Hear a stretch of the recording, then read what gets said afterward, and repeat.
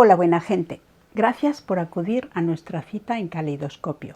Hoy desde este lugar tan mágico y bajo la influencia de la ausencia de luz nocturna vamos a hablar precisamente de la luz, ya que estamos tan cerca de ese evento tan importante que es el solsticio de invierno, aquí en el hemisferio norte. A ver qué vemos.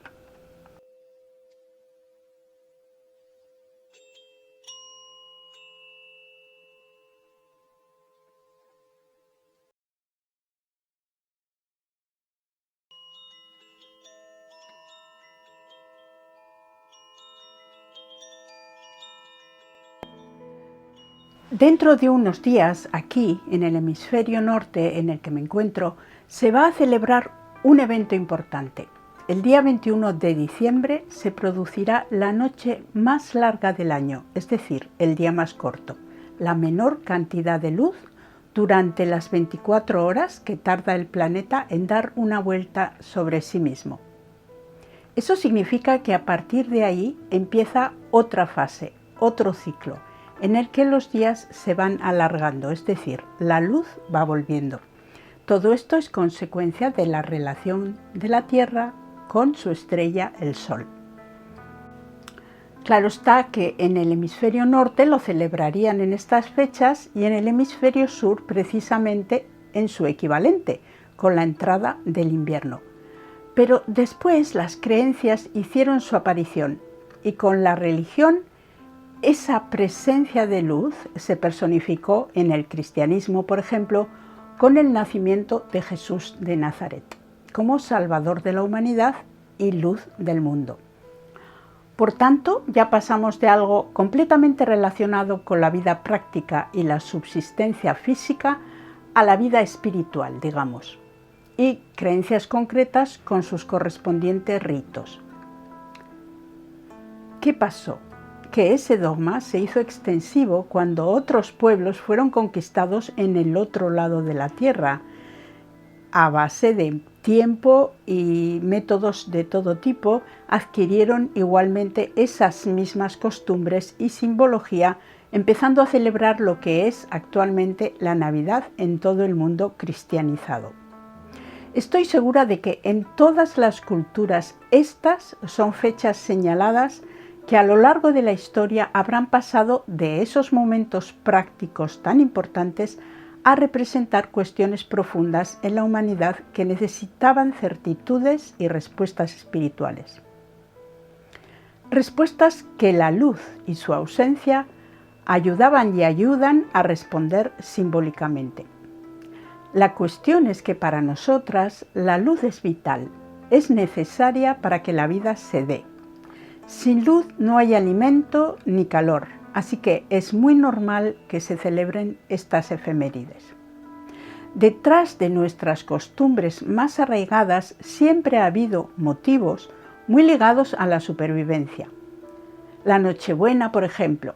Está claro que los alimentos que se habían conseguido guardar durante estos meses, después de la época en que más frutos se podían recoger, es decir, el verano y el otoño, empiezan a no poder conservarse fácilmente.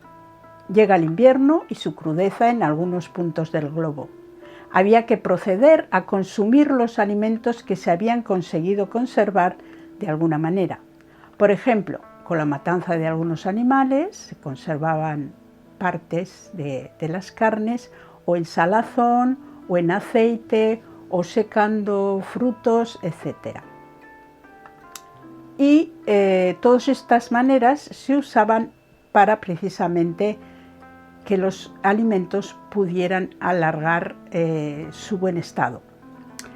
Es entonces muy lógico que se hiciera una fiesta en la que se consumiría todo lo que no se iba a poder mantener, guardar. Esto daba como resultado una especie de comilona, de celebración, y de esa manera se aprovechaba en el organismo mismo en forma de calorías y grasas, etc., que se convertían en reservas en el propio cuerpo, como si se tratase de la última despensa disponible. Un apunte a propósito de estas colonizaciones culturales y de creencias. Por ejemplo, aquí en el hemisferio norte, como hemos dicho, entramos en el invierno y estas celebraciones tenían todo ese sentido, pero cuando son aceptadas o son impuestas en lo que sería el resto de la Tierra, en el hemisferio sur, pierden mucho sentido porque a esos niveles de relación con la Tierra, guardar comida, guardar reserva en el propio cuerpo, cuando lo que entra es el verano, no tiene mucha lógica. Entonces, claro que estamos celebrando también otras cosas a nivel religioso, por ejemplo, y ahí no tengo nada que decir, pero es curioso cómo estas imposiciones en un momento, y cuando pierden esa lógica de celebración con relación a la naturaleza, por ejemplo, pues tienen también sus repercusiones a nivel económico, porque aquí en el hemisferio norte el verano lógicamente es una época de expansión también económica, y ahora las navidades también, de una manera repartida en el año de una forma muy equilibrada, estos subidones, como digamos, de actividad económica. En cambio, en el hemisferio sur, al haber adquirido estas costumbres y la Navidad coincide con el verano, entonces este empuje económico está peor repartido a lo largo del año. Y me parecía, comentarlo me parecía interesante porque son puntos de vista que a veces no nos damos cuenta lo que puede llegar a suponer como esa imposición cultural, cuando esa imposición o cuando esa idea pierde sentido, pierde conexión con lo que la provocó, que fue la naturaleza y la supervivencia, todo lo que tiene que ver con la alimentación. Este fin de ciclo es un impasse que dura varios días. Como en todos los solsticios, desde la noche más larga hasta que arranca el sol de nuevo, según nuestra percepción visual, para cada día salir un poco más temprano. Curiosamente, este lapso de tiempo es de 3 días, como el tiempo que tarda Jesucristo en resucitar tras su muerte, para alzarse victorioso brillando sobre la oscuridad. Así que la Nochebuena daba fin a un ciclo en el que se hacía también una celebración. El día de Navidad, en ese momento de comienzo de ascensión de la luz, del sol, me voy a remitir al euskera para ver qué nos cuenta sobre el significado etimológico de Navidad, que en euskera se dice eguberria, o sea, egun berria, nuevo día.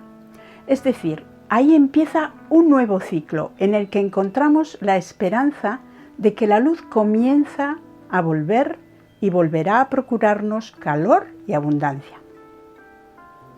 Quiero remarcar, como he hecho en algunas otras ocasiones, hablando del equinoccio, la perfección de la naturaleza, cómo está siempre basada en un equilibrio precioso que en el momento en que va a hacer más frío, en invierno, la luz empieza a aumentar, y en el momento en que el calor aprieta más, en verano, la luz empieza a disminuir. De esa manera es perfecto porque se las arregla para facilitar y dar lugar a la posibilidad de vivir, tal y como nosotros entendemos esa subsistencia, llegando una vez más, después de todo el ciclo, cada ciclo, a ese punto de igualdad en todo el planeta y entre la noche y el día que llamamos equinoccio. Entonces, la cuestión es que la luz es muy preciada por nosotros, nos es imprescindible. Hay que entender que también la oscuridad, porque es equilibrio, pero de la oscuridad siempre hemos tendido a huir y no la aceptamos muy bien, porque la relacionamos, entre otras cosas, con la muerte, haciendo caso omiso de este ritual y de lo que realmente significa. Nos ha dado miedo y es como si actualmente solo quisiéramos vivir en luz y no soportamos ni siquiera nuestras propias sombras, que en esta realidad dual tienen su espacio igualmente. El tema es que, como digo, con la luz hacemos grandes celebraciones. Quizás antiguamente sí que aceptaban la oscuridad, pero siempre se celebraba la vuelta a la luz. Y está clarísimo que lo que sería la Navidad es la luz, es la vuelta de la luz. Ahora mismo llenamos las calles de luz en esa noche oscura. Entonces hemos pasado de una festividad totalmente práctica y relacionada con la supervivencia y relacionada con la tierra a una festividad relacionada con la religión o una parte más espiritual y más simbólica, a últimamente una fiesta relacionada con el consumo que no deja de tener ese nexo con la supervivencia, aunque no con la parte más espiritual. Lo que hacemos actualmente mayoritariamente sería como la parte más vacía de estos tres puntos de vista. Es como si los hubiéramos vaciado y nos hubiéramos quedado con lo más externo de todos. Y hacemos una celebración, básicamente un ritual, con poco sentido para la mayoría de la gente, por costumbre y muy relacionado con el consumo, con lo más externo. Pero hablando de símbolos de luz, lo que quería compartiros aquí hoy es uno de ellos en concreto. Por aquí, por el Pirineo, hay un símbolo antiguo y muy preciado, y no me extraña porque es muy bonito y está relacionado con la tierra y también con la luz. Este símbolo es el Eguskilore. Es un cardo, una planta que sale al ras del suelo que tiene en su centro una flor que nos recuerda mucho al sol. Se hizo la costumbre de recogerlo y colgarlo en las puertas de las casas. Además, reaccionaba avisando de la llegada de la humedad.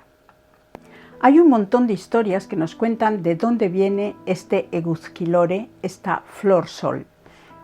Ella es escasa, no sale todos los años y además necesita de condiciones muy concretas, así que por temporadas ha estado protegida para evitar su desaparición. Hace unos 20 años que vengo haciendo estas piezas únicas, desde que una conocida me encargó una para poner en la fachada de su casa. Pensé durante algunos meses cómo resolverla y así encontré la forma de hacer una pieza de cerámica que soportara las inclemencias del tiempo o decorara alguna pared. Pero sobre todo que tuviera un sentido, un mensaje. Me encontré con muchas leyendas que hacían referencia a los pinchos de las hojas de esta planta. Pero bueno, os leo la versión un poco modificada del relato que más me gustó y que siempre acompaña estas piezas, el Eguskilore de Zugarramurdi. La inspiración, basada siempre en los ojos con que miramos, nos dictó relatos de defensa, fijándose en sus pinchos, e historias más luminosas, como su flor. Estas leyendas nos sitúan en tiempos más o menos oscuros o más o menos esperanzadores, épocas de miedo o de crecimiento. Yo me quedo con una de esas historias, muy antigua, de cuando percibíamos a Tierra como nuestra Madre Tierra, protectora y centro de nuestro propio universo. La fábula deja entrever claramente el miedo de los humanos, acepta esta condición en nosotros y busca la solución en la consciencia y en la naturaleza cercana. De esta forma y por medio de un símbolo consigue disolver el problema. Es una historia sencilla, desprovista de segundas intenciones, anteriores a posteriores interpretaciones más turbias, basadas en las tinieblas y no en la luz.